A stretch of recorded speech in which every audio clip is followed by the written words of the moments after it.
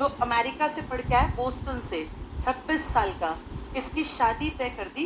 ये बेटा बहुत ज्यादा अमीर परिवार का लड़का है और शादी तय की जिस लड़की से, कोई कह रहा है 20 की, कोई कह रहा है 22 की, चलो जितनी भी 20, 22, 25 क्या ही फर्क पड़ता है। दोनों परिवार 35 साल से आपस में जानकार थे, अरेंज मैरिज होने वाली थी। 17 करोड़ रुपए कह रहे थे शादी में खर्च करने वाले थे लड़के के पिताजी और लड़की वाले। अब लड़की वालों को तो पता नहीं उनमें हाँ या ना थी, वो कह रहे 17 करोड़। 2 प्राइवेट जेट कर दिए गए थे नवंबर में। ये रहते हैं पुणे में और बारात जानी थी इनकी राजस्थान में, कि भाई कैसे जाएंगे मेहमान, तो प्राइवेट जेट से। अब इमेजिन करो, कैसा सुन के लग रहा है कि कितना बढ़िया होगा। सब कुछ बहुत अच्छा था, फेरी टेल जैसा, कि इतने अमीर है, सब कुछ बना बनाया मिल गया, कुछ करना ही नहीं पड़ा।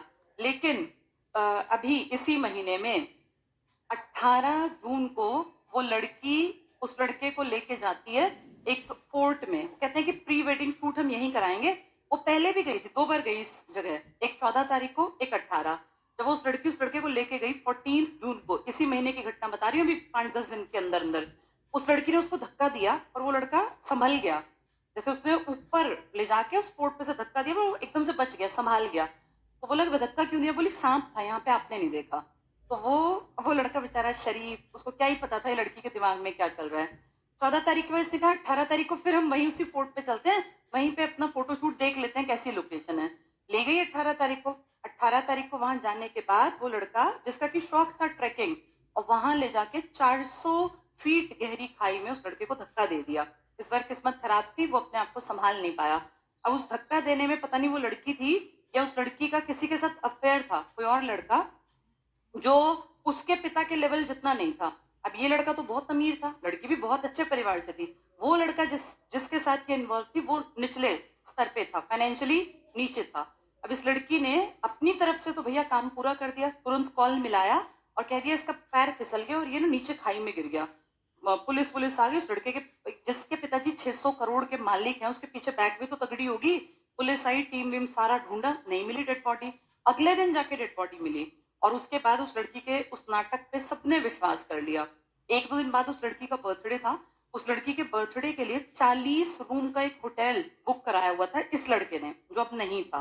तो उस लड़की ने बड़ी मार्मिक सी एक पोस्ट लिखी दिखाने के लिए कि मैं बहुत दुखी हूँ। फिर उस लड़के के घर शोक सभा रखी गई, वहां वो लड़की गई। अब उस लड़के की बहन ने इससे बातचीत की कि ऐसे कैसे पैर फिसल गया, और मेरे भाई को तो ट्रैकिंग बहुत अच्छी आती थी, वो तो एक्सपर्ट था, मतलब ऐसा लग नहीं रहा। तो लड़की ना थोड़ी डर गई। जैसे क्राइम जो नहीं करता है उसको एकदम से क्राइम में लिप्त हो तो फंस जाता है। उस लड़की पे इसको शक हुआ। इसने अपने फादर को कहा कि मुझे लग रहा है ये लड़की ना, ये ठीक नहीं है और ये बता नहीं पा रही है, अलग से इसका व्यवहार है। इसके फादर ने पुलिस की मदद ली और इस लड़की का भाई कि क्या कुछ है, पुरानी प्रोफाइल, यूट्यूब और जो इसने चैनल वैनल बनाए होंगे, इंस्टा या स्नैप स्टोरी, सब कुछ खंगाला। तो उसमें पता चला कि ये कई साल से वो लड़का जो था उसके साथ इन्वॉल्व थी।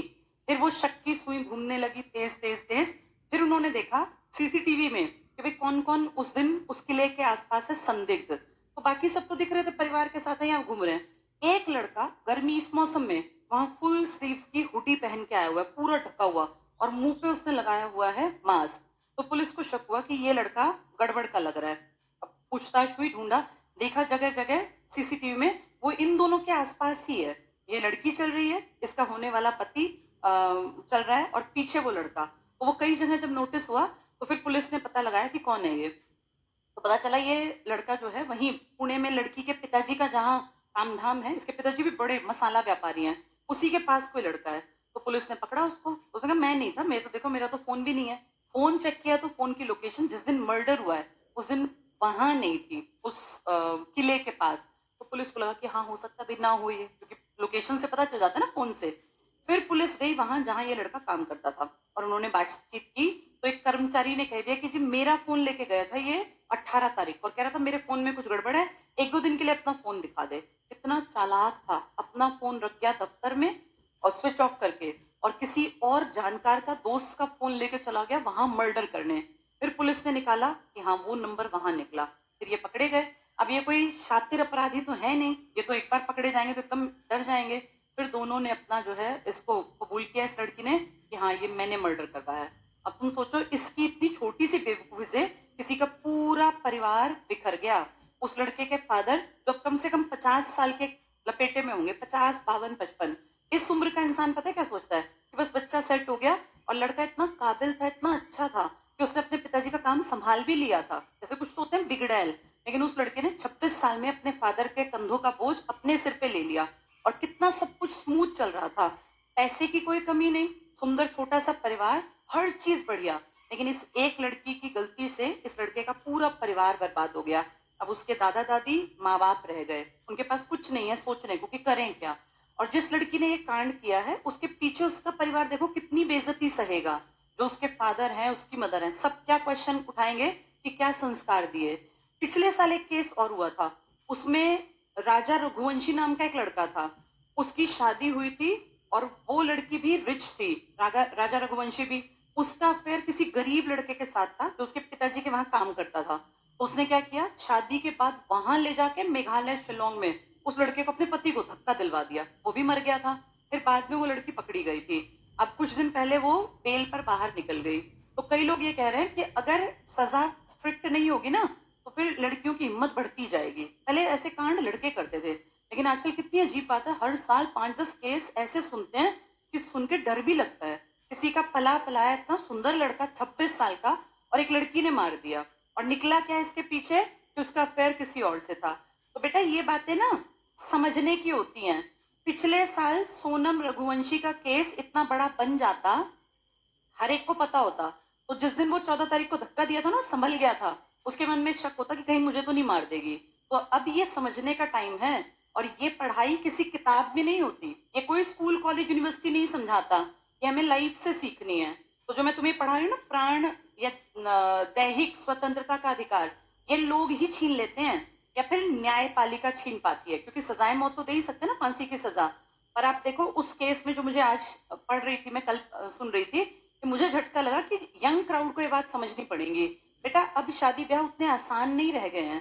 अब शादी ब्याह करते टाइम बहुत सोच समझ के स्टेप उठाना चाहिए, और सबसे पहली प्रायोरिटी पर इंडिपेंडेंट बनो, ताकि अपने बड़े निर्णय खुद से कर सको।